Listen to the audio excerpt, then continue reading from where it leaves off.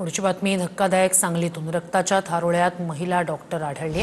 हाताच्या नसा कापून गाडीत आत्महत्या या महिला डॉक्टरने केल्याची माहिती आहे। या प्रकरणी चौकशी निष्पक्ष, पारदर्शक आणि जलद गतीने व्हावी अशी ठाम भूमिका विधान परिषद उपसभापती डॉक्टर नीलम गोऱ्हे यांनी मांडली।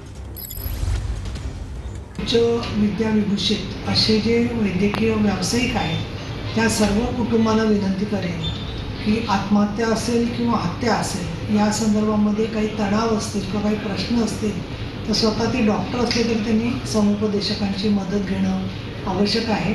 तसंच सांगली पोलिसांना पण आम्ही संपर्क केलेला आहे आणि उपसभापती कार्यालयाच्या मार्फत या घटनेमध्ये जे काही सत्य असेल ते समोर यावं आणि यामधल्या घटना अशा परत घडू नये या दृष्टिकोनातून पावलं उचलली जाणं आवश्यक आहे।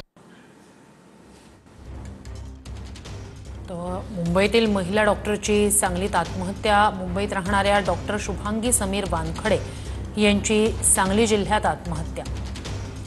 वाळवा तालुक्यातील विठ्ठलवाडी गावच्या हद्दीत गाडीतच आत्महत्या केल्याची घटना समोर।